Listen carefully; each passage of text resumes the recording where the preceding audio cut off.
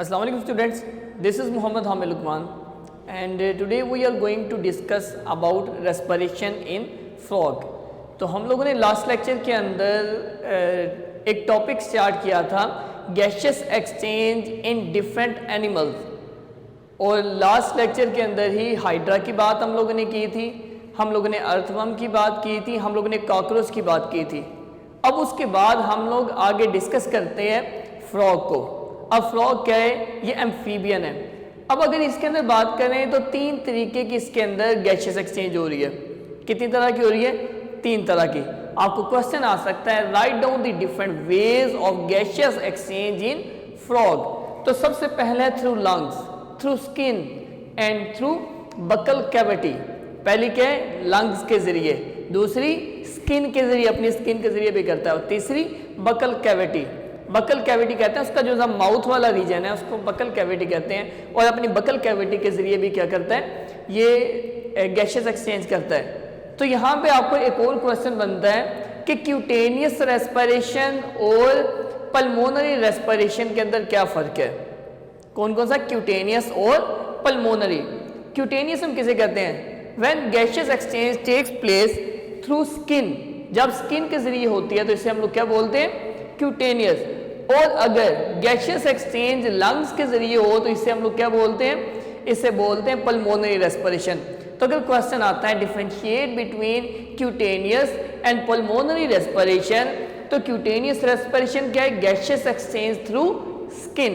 Pulmonary gaseous exchange through lungs. अब हम लोग इसके अंदर जो डिटेल के अंदर देखेंगे वो देखेंगे gaseous exchange through lungs. Lungs के अंदर गैशियस एक्सचेंज किस तरीके से हो रही है। अब इसका प्रोसेस है। इसके प्रोसेस के लिए सबसे पहले आप लोग इस डायग्राम को समझ लें कि डायग्राम के अंदर क्या एक्सप्लेन हो रहा है। तो यहाँ पे एक रेस्पिरेटरी सिस्टम है, एक जनरल सा एक फ्रॉग का। यहाँ पे आपको नजर आ रहा है ये गोल ऊपर, ये इसका हेड वाला पोर्शन है, ये वाला, ठीक है। हेड के ऊपर ये सारा पोर्शन है। इसके नीचे ये इसका नोज वाला रीजन है, ये इसका माउथ वाला रीजन है। ये जो इसके अंदर ऊपर आपको ओपनिंग नजर आ रही है, ये वाली जो ओपनिंग है, इस ओपनिंग को हम लोग कहते हैं ये नॉस्ट्रिल है। दो नॉस्ट्रिल्स हैं, एक एक्सटर्नल जिसके जरिए एयर अंदर जाती है, एक इंटरनल नॉस्ट्रिल जिसके जरिए फिर नेजल कैविटी से आगे बॉडी के अंदर वो एयर जा रही है। ये इसके अंदर टंग है, ये इसके अंदर लंग्स है, और ये इसका सारा पाथवे है। क्लियर हो गया? ठीक है। तो अब हम इसके प्रोसेस को देखते हैं होगा क्या कि एयर एंटर थ्रू नॉस्ट्रिल। ये क्या करता है? अपनी नॉस्ट्रिल को बंद भी कर सकता है और ओपन भी कर सकता है, ठीक है। अब ये हुआ होगा क्या कि ये एक्सटर्नल नॉस्ट्रिल है, इसके जरिए सबसे पहले स्टेप में जो एयर है वो बॉडी के अंदर जाएगी। पहले स्टेप में क्या हुआ? Air enters through external nostril, nostril के जरिए एंटर हो गई। अब जब नॉस्ट्रिल के जरिए एंटर होती है, अपने माउथ को क्या करेगा? क्लोज रखेगा। इसने ये जो है इसका माउथ है क्या हुआ? क्लोज। तो एंट्रेंस ऑफ एयर के दौरान इसने क्या किया है? नॉस्ट्रिल्स ओपन, माउथ क्लोज्ड, और ये इसने क्या किया? अपना जो माउथ है वो क्लोज किए। अब जब एयर अंदर एंटर हो गई, अब क्या करेगा? After the entry of air nostrils close. यहां पे जो सी एयर है वो क्या हुई? एंटर हो गई है। इसकी बॉडी के अंदर नेजल कैविटी में एयर आ गई, अपने नॉस्ट्रिल को क्या करेगा? यहां से बंद कर देगा। नॉस्ट्रिल बंद हो गई। अब साथ ही क्या करेगा कि एयर को अब लंग्स की तरफ को भेजना है, यहां से एयर को क्या करना है? आगे भेजना है। तो ये जो फ्लोर ऑफ बकल कैविटी है, जैसे ये माउथ है तो माउथ के नीचे वाला जो इसका रीजन है उसको कहते हैं इसका बकल कैविटी का फ्लोर। अपने बकल कैविटी के फ्लोर को क्या करेगा? राइज करेगा, अपवर्ड मूव करवाएगा। तो ये बकल कैविटी का जो फ्लोर है ये राइज करेगा, यानी कि ये जैसे नेजल कैविटी बंद है, ये बकल कैविटी का फ्लोर पहले यहां तक था, अब ये राइज होकर इधर आ गया। अब होगा क्या? यहां पे थी सारी एयर, अब ये बकल कैविटी का फ्लोर राइज जब करेगा तो एयर यहां तो जा नहीं सकती क्योंकि इधर नेजल कैविटी बंद है। तो इसके बस एक ही जगह बचती है, ये क्या करती है? लंग्स में आती है कि नेजल कैविटी के जरिए एनवायरनमेंट से एयर अंदर आ गई। अब उसके बाद यहां तक एयर आ गई है तो अपनी नेजल कैविटी को इसने बंद कर दिया। अब बंद करने के बाद ये क्या करेगा, अपना ये जो इसका नीचे वाला फ्लोर है, माउथ का फ्लोर है, यहाँ पे सारी एयर है, अपने फ्लोर को क्या करेगा, अपवर्ड मूव करवाएगा। अपवर्ड मूव करने की वजह से यहाँ से नेजल कैविटी बंद है, सारी की सारी एयर लंग्स में आगे जाएगी और लंग्स क्या करेंगे, इन्फ्लेट कर देंगे। क्लियर हो गया। तो हम लोग यहाँ पे बात करते हैं अब इसके लंग्स होते किस तरह के हैं। ये था एक जनरल सा प्रोसेस। अब इसके लंग्स एक सिंपल सैक्स है, एक आम थैली की तरह के लंग्स हैं। अगर ये इन्फ्लेट हो जाते हैं, फैल जाते हैं, फूल जाते हैं, तो ये एक फुली एक्सपेंडेड बलून की तरह लगते हैं। जैसे गुब्बारा फूल गया हवा की वजह से, ऐसे इसके लंग्स भी ये क्या करते हैं, फूल के एक बैलून की तरह के लगते हैं। अब इसके लंग्स में होता क्या है, इसके लंग्स में होते हैं एयर चैम्बर्स। क्या होते हैं, एयर चैम्बर्स होते हैं कि हवा के लिए चैम्बर्स होते हैं छोटे छोटे।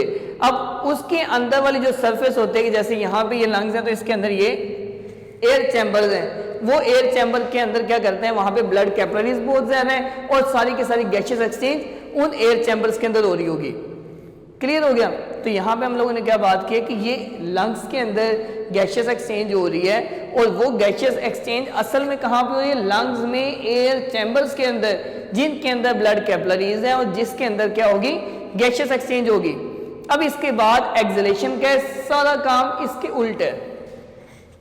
इनहेलेशन में हमने क्या बात की थी, नॉस्ट्रेल ओपन होके क्लोज हो गई है, ये वाला जो सा अब फ्लोर था ये राइज कर गया है। राइज करने की वजह से ये क्या होगी कि एयर इधर आ गई है। अब एक्सहेलेशन में क्या होगा, अब ये वाली डायग्राम बनती कैसे है, यहां पे क्या है, ये इसका हेड का रीजन है, ये इसके अंदर नेजल कैविटी है, उसके बाद ये इसके अंदर टंग का रीजन है,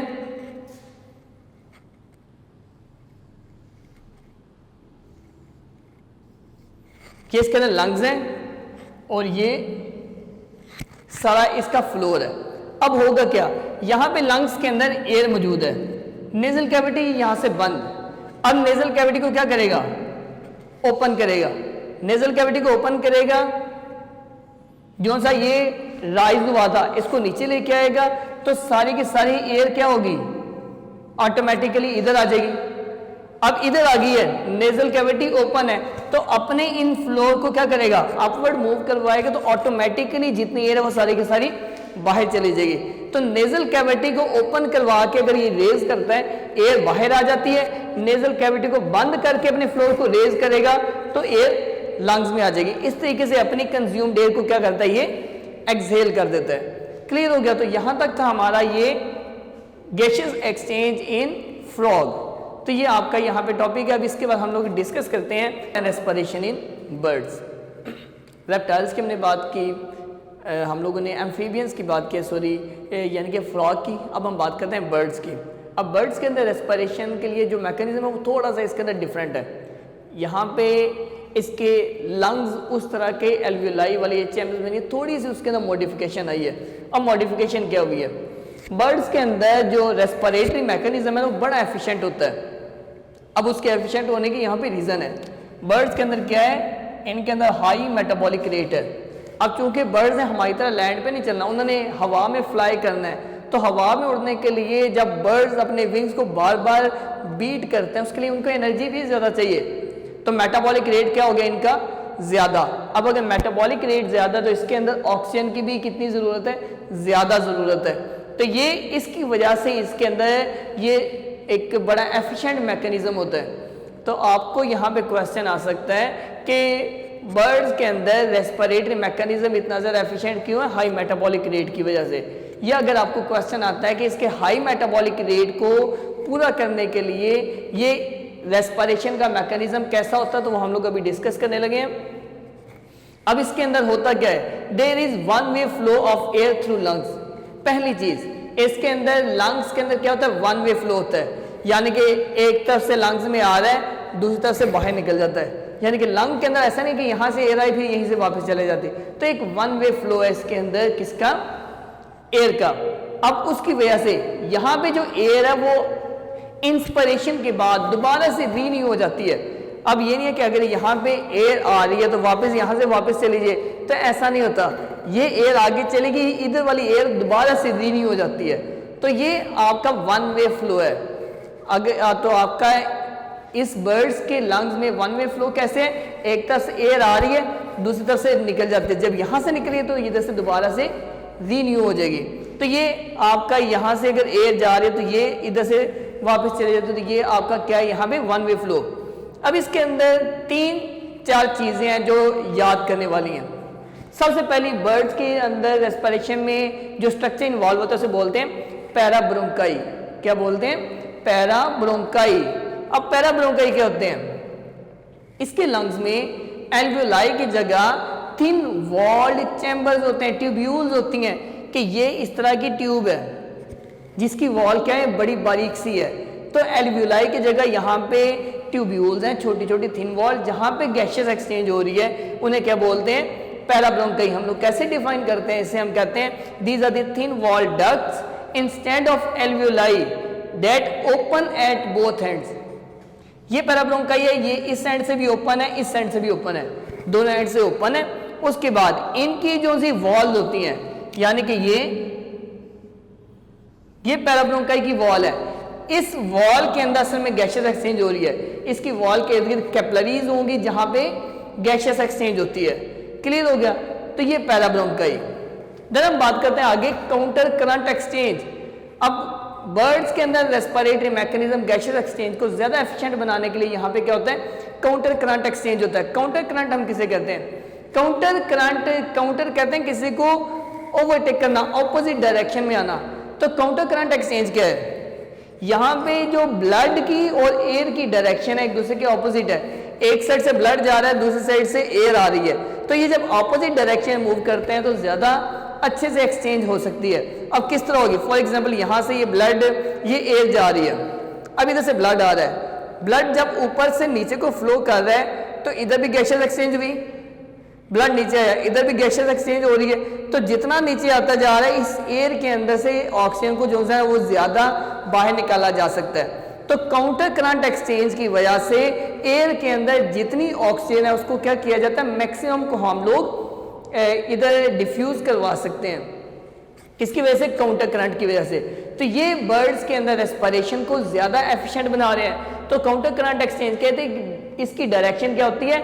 ब्लड की ऑपोजिट होती है एयर फ्लो के। आपकी एयर यहां से अपवर्ड मूव कर रही है, ब्लड के अंदर कैपिलरीज में से ब्लड ऊपर से नीचे आ रहा है। तो इसके अंदर क्या है कि ज्यादा अच्छे से गैसेस एक्सचेंज हो सकती है। फिर इसके बाद इसकी वजह इसका फायदा क्या होता है? अगर आपको एमसीक्यूज भी आता है कि काउंटर करंट एक्सचेंज का फायदा क्या हुआ, तो इसने जो सी ऑक्सीजन ब्लड में एंटर हो रही है उसकी अमाउंट को इसने क्या किया, इंक्रीज कर दिया। फिर इसके लंग्स भी ज्यादा एफिशिएंट है। एफिशिएंट क्यों है? क्योंकि यहाँ पे स्टेल एयर नहीं होती।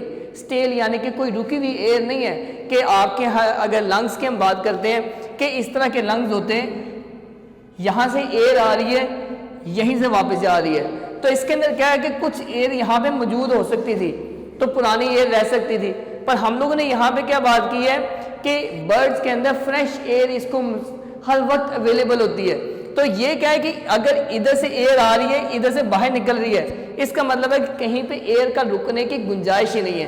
तो एयर पैराब्रोंकाई के अंदर स्टेल एयर नहीं होती, इस वजह से इसके लंग्स क्या है, ज्यादा एफिशिएंट हैं।